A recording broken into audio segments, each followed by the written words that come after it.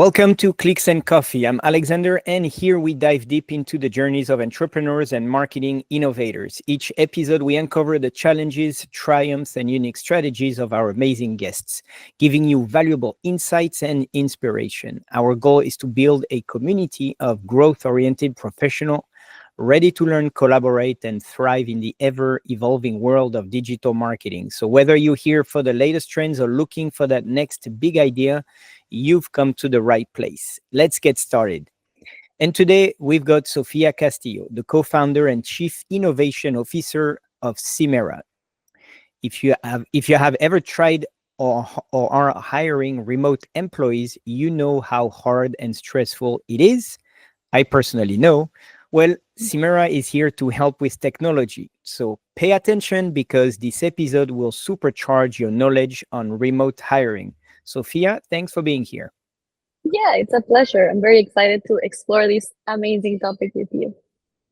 So I went on your LinkedIn page and it seemed that it was the resume of more like a 40-year-old with everything that you have done so far. So wanted to see if you could, tell us a little bit about your career journey, in a couple of words, because, telling everything would be too long, but For sure.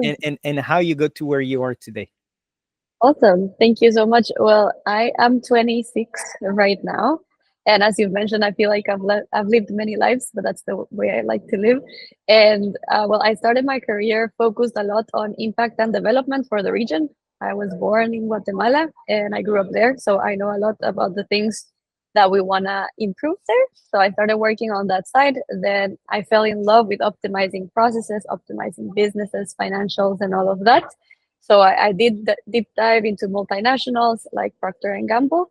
And then I just fell in love with innovation and the art of magic that I call technology. And what I realized is that technology, basically what it does is that it leverages any type of solution that we ever want to build. So I started focusing on that.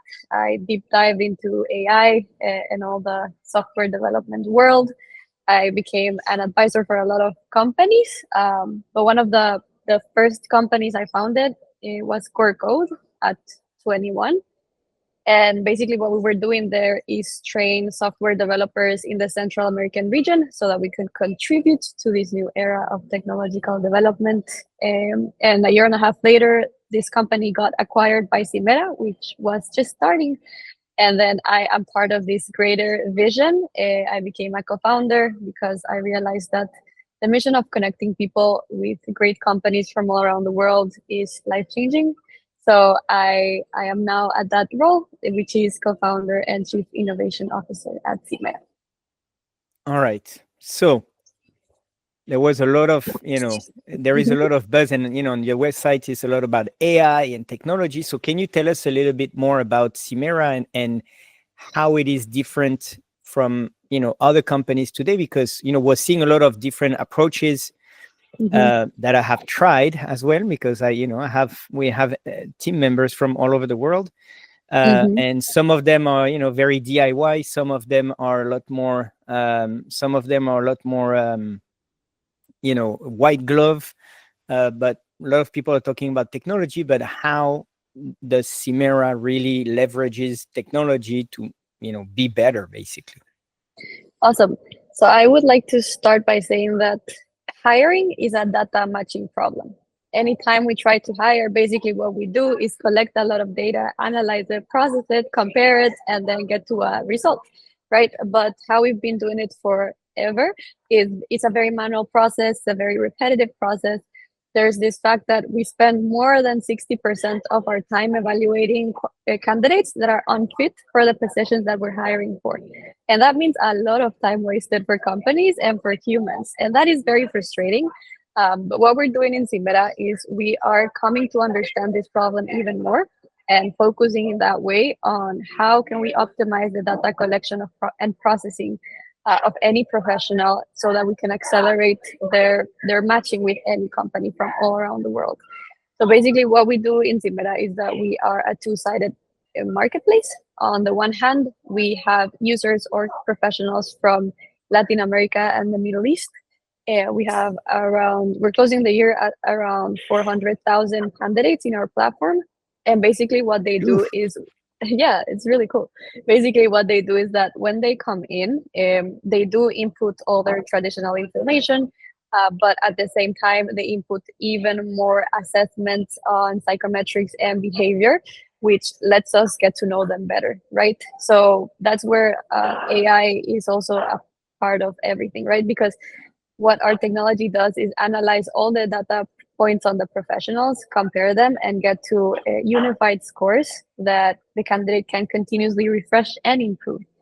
So on the candidate side, that's a bit of what we do. And then on the client side, basically what we do is we also are open to understanding what it is that they are hiring, what it is that they usually like to hire, and with that we create like a blueprint of that company, so that we can match that blueprint, or company's DNA, or position DNA.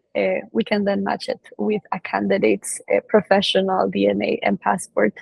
And that's where the magic happens, right? In the end, as I said at the beginning, hiring is a data matching problem. And the better we structure data collection engines, the better we learn to score, the better we learn to rank, the closer we are to having hiring be a thing of pressing a button, right? I want this. And then our AI tells you a bit more about um, what it is that you are truly looking for, and then you get the person pretty fast and from all over the world. And I think the one thing that's missing from what I'm saying right now is that once a company matches with a candidate, we do take care of all the compliance and payments, because as you may know, that might sometimes be one of the blockers for hiring from around the world. It's like, yeah, this person's super amazing, but how am I going to pay them? How am I going to like write them a contract? How are we going to deal with this? We don't understand the labor laws in different places. So basically what we say is like, you just take care of making sure you know what you're looking for, and we'll take care of the rest. Just hire the best person from all around the world, not just the person that's closest to you. And that's really, really life changing, I think. But that's how we do it in Simera. And so you talked about, so because hiring is a, as you said, a, capabilities, but there is also chemistry, and Mm-hmm. it's pretty important to make sure that Yeah. whoever is going to work, number one, has the capability of doing the work, but number two is fitting well within the company culture, or Yes. adapting to the company culture. And you mentioned some that you're doing some tests Yeah. on that. And can you tell us a little bit more on that? And because to me it's very important, and I know that, Yeah. like, you can have somebody great, but if they don't fit in within the company, it's gonna last like 3 months, and you just wasted 6 months basically for hiring Exactly. that person, and then it's not Yeah. working because it's not a compatible match. So Mm-hmm. how do you go about that? Because AI is Yeah. great, but how do you go about the more emotional side of things? Yeah, one thing I people always ask me is that, right? Like sometimes I just hire a person because on the video call their vibe matches my vibe. But the cool thing about those things is that even the vibe can be data driven. Like even the vibe is a data point, right? It's just that we have ignored it for a while. We have said it's subjective, but truly there are patterns for the way in which we behave, the type of like even the speed at which we speak, the things that we speak about, right? All of that is truly data. So right now, a couple of the ways we are tackling that is that all candidates upload an introduction video where they're speaking and they're talking about things that matter to them, and that video gets analyzed by our AI. It identifies all those data points. I love seeing that expression on your face. You're scaring But me a it little bit. yeah, it analyzes all the data points in the video, and at the same time the candidates do go through psychometric and behavior assessments. So basically imagine that in the video the AI concluded like this person is inside this type of personality, this type of behavior, this type of speed of work, this type of mission driven personality. And then on the psychometrics and the behavioral, you get also other data points that then you can compare to get to a unified score. for sure that is not 100% accurate. But the idea is that we continuously get to know more about each candidate, continuously compare that with like candidate with another candidate, but also that's one of the most powerful things. We need to compare candidates with the already existing employees in companies because those employees already have that culture. So in the end, it all comes back to the data, right? The way you identify the right data points, the way you test how to structure them, how to evaluate them, how to score them, is at the core of what we do. And it's really fun. And truly, I feel like this is just the beginning, but this is also the right time for humanity to get into this because the speed at which all AI models are developing, that is enabling for us to experiment a bit more with these types of things so that we'll just change things for good. We'll just optimize the way we hire. I'm very excited about it. So basically, it looks to me like you have a lie detector, AI lie detector of like, oh yeah, no, I'm extremely well versed in this, and then you analyze the videos like, yeah, at this moment the guy was lying. You're not. It's not. And then you Is it? compare exactly. Is it like, can it be like that precise of like when you because Mm. when you analyze the video, it can tell you like this person feels uncomfortable in front of the camera Mm. and da da da and like all this stuff, and this part looks like he's lying. Yeah. So for sure, those are things we will get to. Now, I always like to think about this problem solving process as you start somewhere and then you go all the way, right? So right now where we're starting with approximately 50 to 60 data points from the video. Lie detection is not one we're playing with right now because not yet, so you can lie. But at the same time, like with the variables that we are exploring, for example, one of them is risk taking. So for example, in the video, I can say like I'm the best like risk-taking human in the universe. But then we have a video game within the platform, and you do that video game, and you never take one risk. Like you had all the opportunities to take a risk, but you chose to stay safe. Like in that way, you could say that you can identify lies to start with, but we cannot immediately say like, oh, this person said that they have I don't know, they have a wife and it's a lie. Like we're not there, but for sure we can cross, like I don't know what the word is in English, but we can compare their answers with other types of evidence of behavior and psychometrics. Wow. Pretty That's cool, pretty. right? Yeah, no, I'm like because so far to give you kind of example of what I've been through. There is a company which is like a marketplace. So it's not the marketplace. It's a place where ads like but it's specifically for Latin America where people Mhm. have their profile, and companies put their jobs, and then you Mhm. get a flow of people, and then you have to sift through everything. A lot of it looks like it's very AI generated what they do. Or what I Mhm. try to do, is like put one sentence on the end of the job description to say like, I Mhm. will not respond to your message if you do not send me this information, in the response, to see if people are reading. Uh-huh. um, Mhm. 90 no 70% of the people do not read the job description. So that was one thing where it wastes a lot of time. I went to the opposite, where I have people. So there is another company that specializes more in like one type of hiring, Mhm. and they help these people go through a boot camp to Yeah. improve their skills.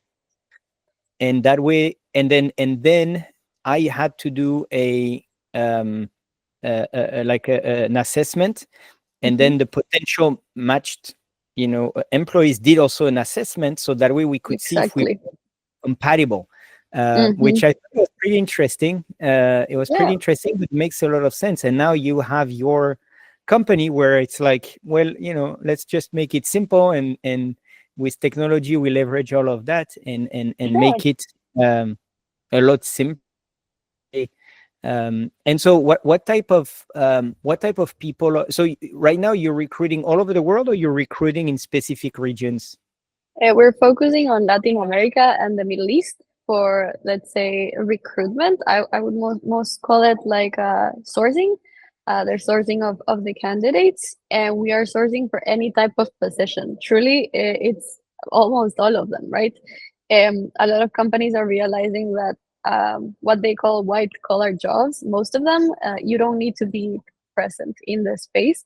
So they're turning a lot of jobs into remote jobs, including sales for sure, operations, finance. We even have doctors, we have psychologists, we have legal like support, a lot of the usual ones, right? Of course, like technology, software development, virtual assistants, the most the most common remote jobs, design and all of that. But we are seeing the trend that a lot of companies are starting to understand a bit more about how to work remotely efficiently. I think when the pandemic happened, a lot of companies started working remotely, but it was so fast that they never got the chance to do it right. So they all freaked out and they were like, "Nah, never mind. You know what? This is not gonna work," and they just gave up in a way. But some companies didn't. Some companies stayed. Some companies tried to like understand the actual magic of remote work, of deliverables, of the fact that sometimes even if you have a person sitting for 8 hours, it doesn't mean that they did a lot of work, right? They're starting to understand more about how work can impact their companies.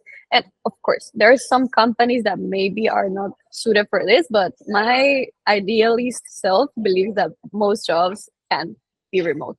In my personal case, I've been working remotely for 5 years now. I haven't like stayed in an office for more than a couple of days. Right now, I'm in one, but I literally came for 2 days to visit some people here. But it's been wonderful to me. Just it does require a good system, but I think there are good systems, and people can learn them if they wanna give humans back their time, their freedom to move and exist in whichever way they want. Um, while at the same time they build amazing companies very fast, right? So I have a because Pentelope is 100% remote company. Yeah, Yeah, great job. yeah.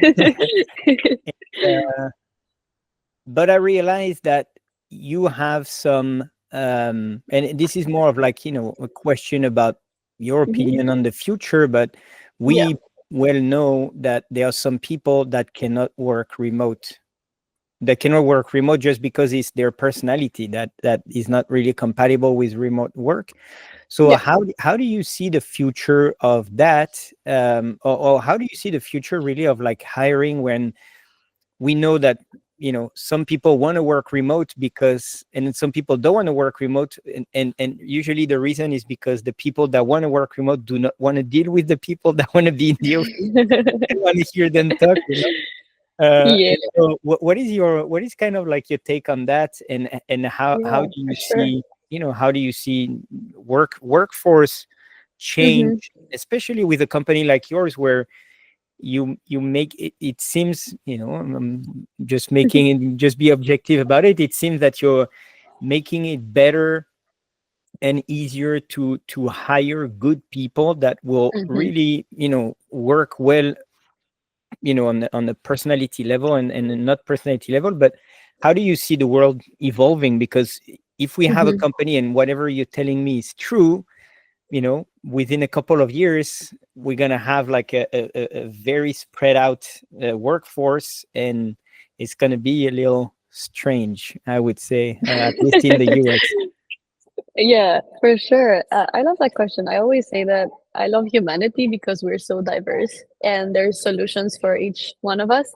So a bit of how I envision this is that these type of mechanisms where the AI can truly understand what you like, where you strive, where you thrive. I think that's the word, where you thrive.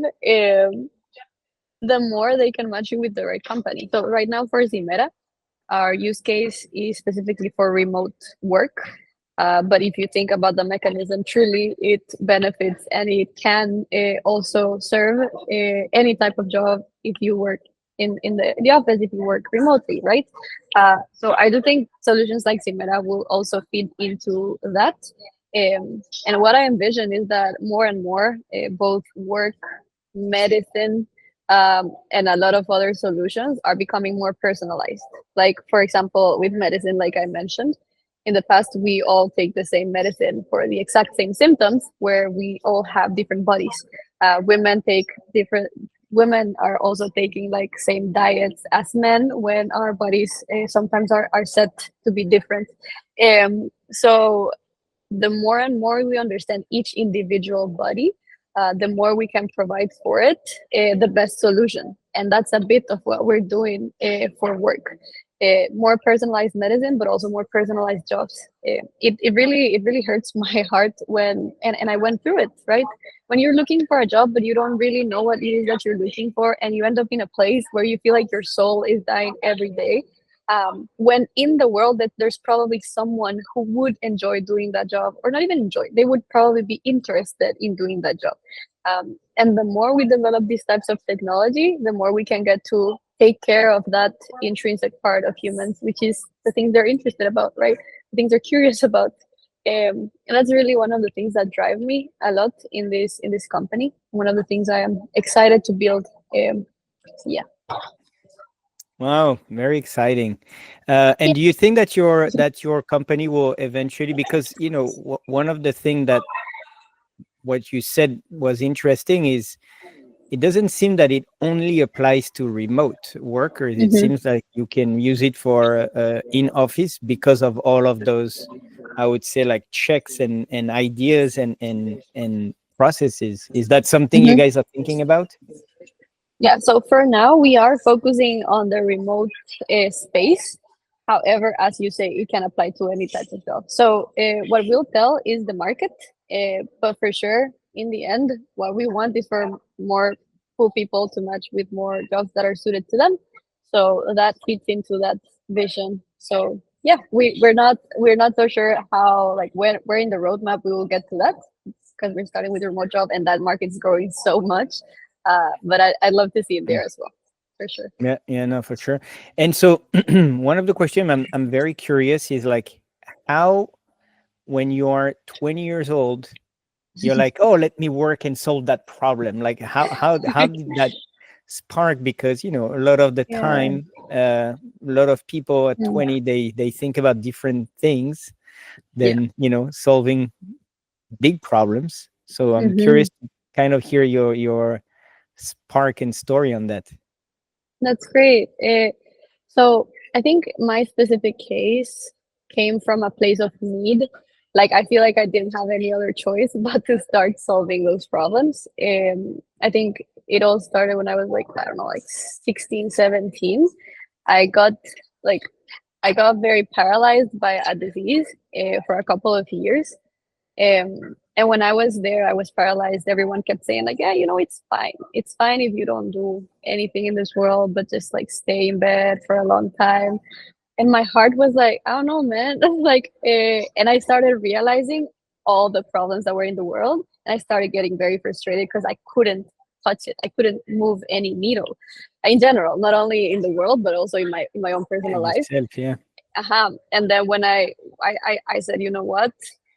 I'll choose one problem and I'll start there, and I will get off my bed and I will start just moving some needles. And that gave me a lot of motivation. Just the fact of realizing that humans have the power to move needles in the world, and we sometimes choose not to. That like became something that I don't want to do again. It wasn't that fun for me. And then when I started like very slowly moving super small needles, I realized, you know what?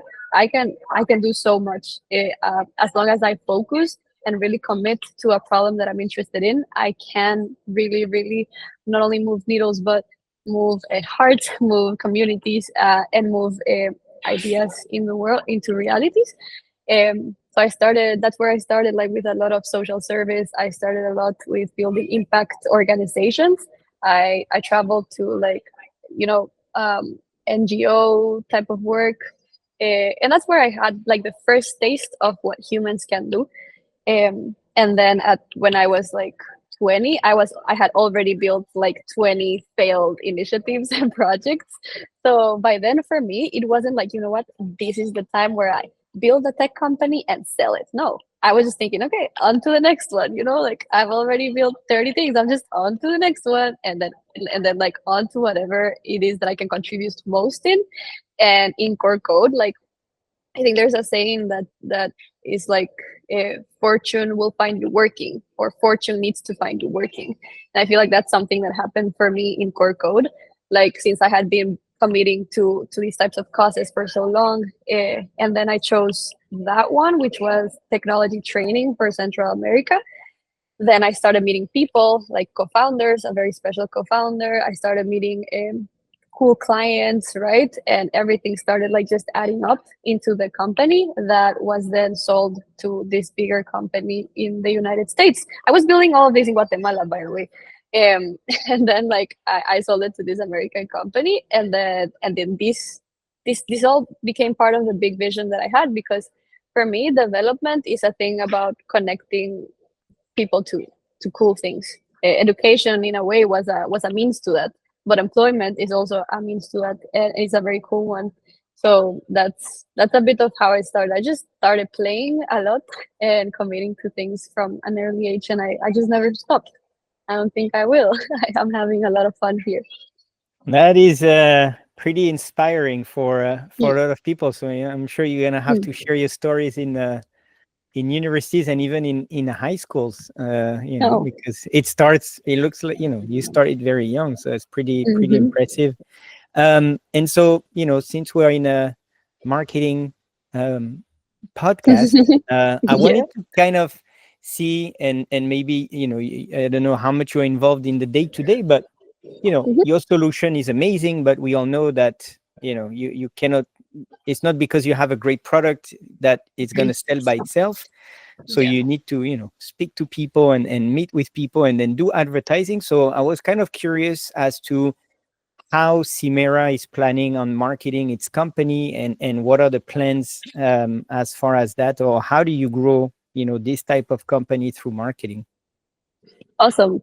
Um, so for now, like to this point, we haven't invested that much in marketing, because what we've seen is that there's a lot of power in word of mouth when you talk about jobs. Because the thing about remote work is that it is like multiplying people's salaries.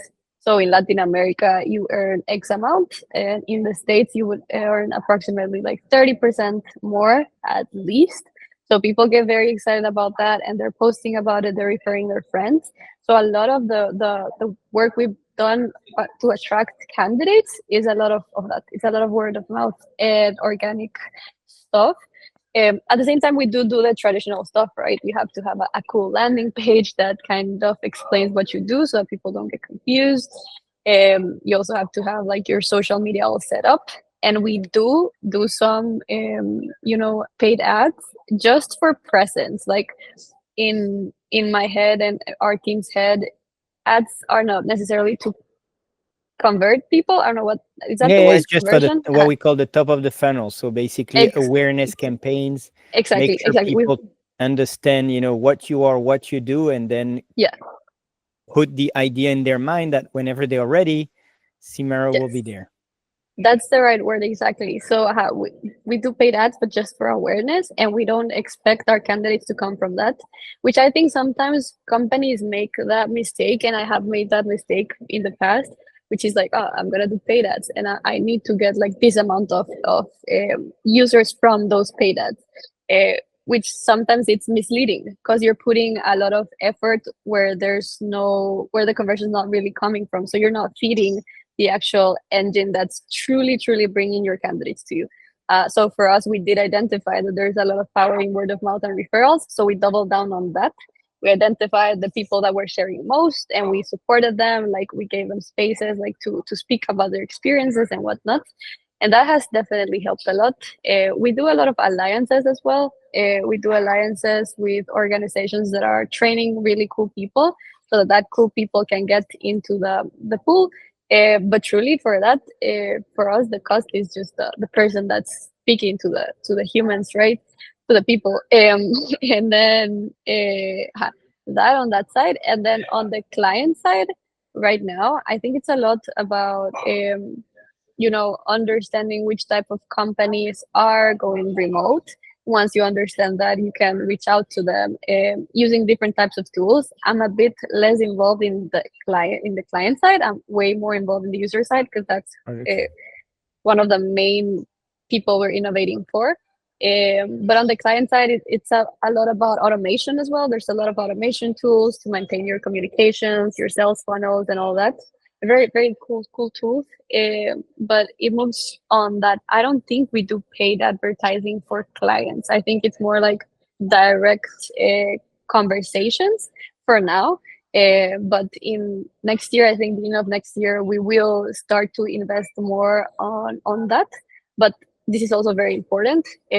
Usually, people want to start like investing a lot of money when they don't even understand who their user is.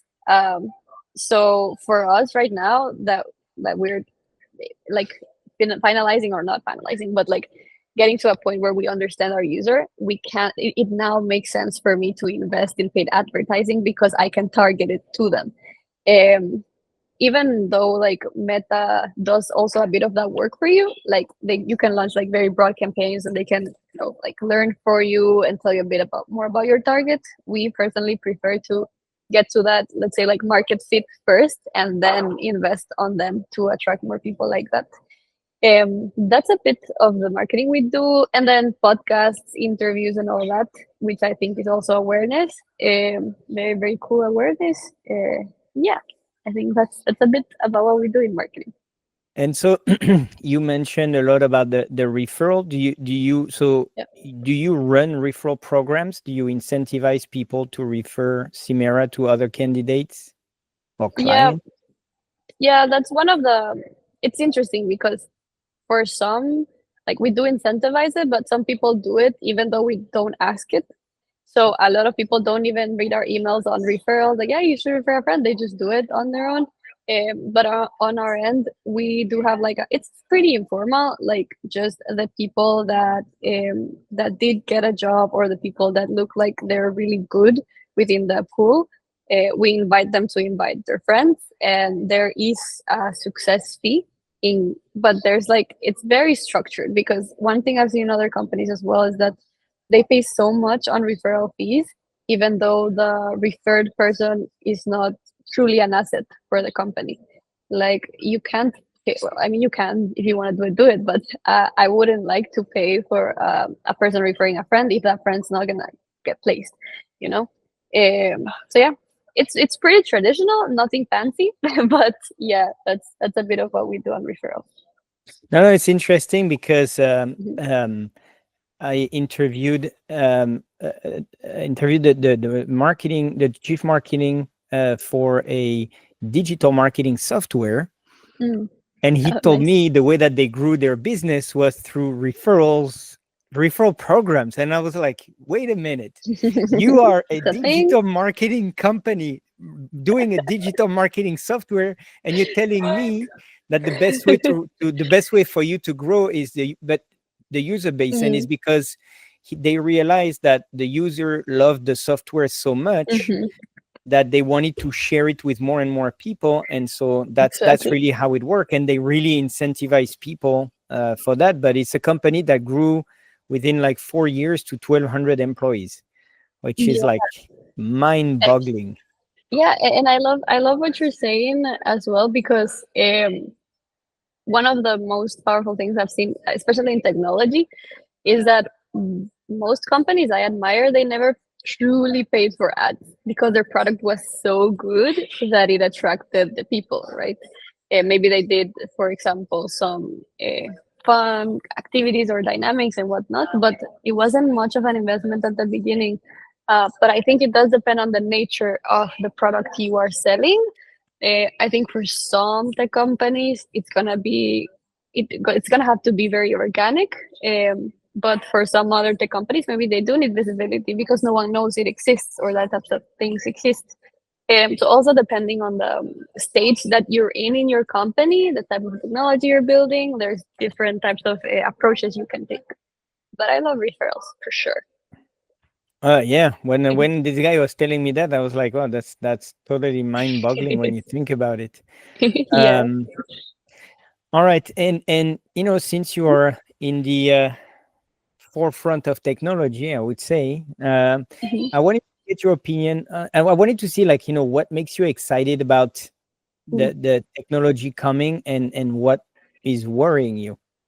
All Mm. right, and in technology, and I would say in the recruiting world, because it's Mm. changing dramatically.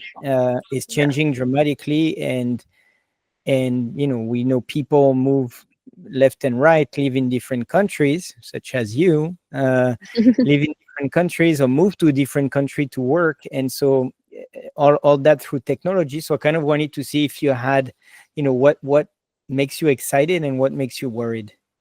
Mhm.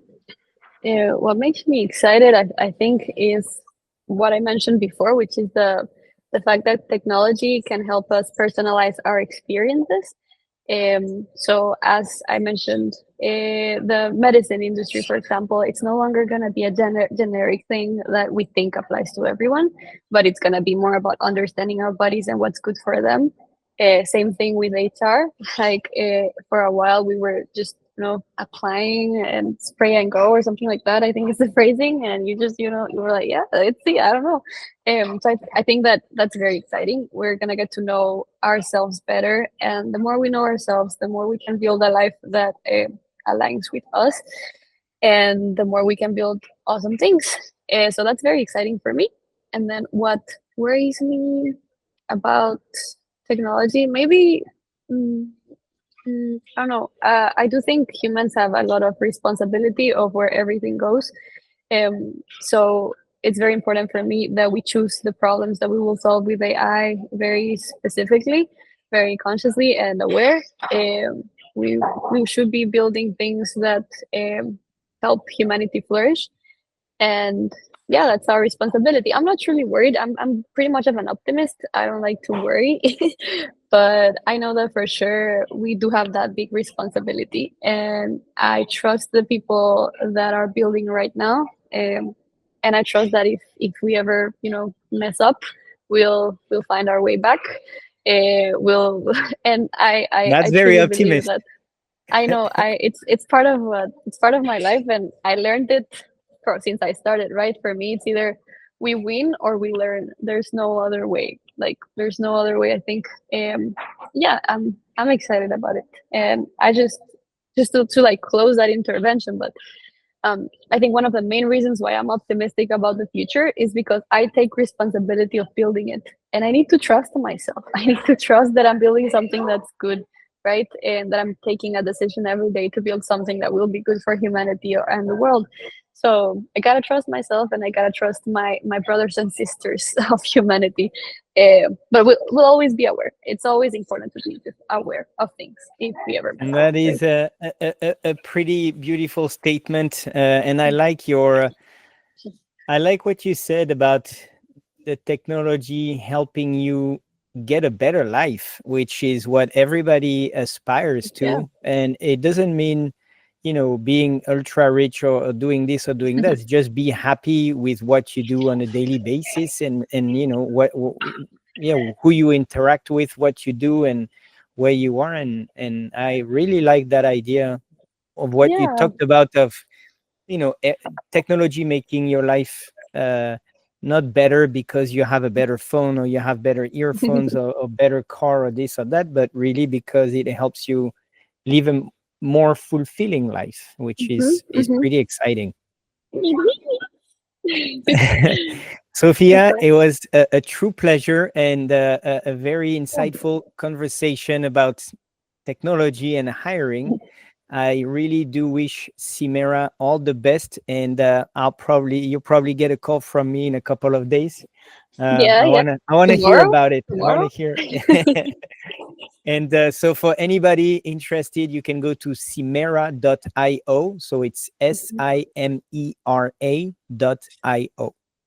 Yes. Awesome. Thank you, Will be a Sophia. thank you, Alexander.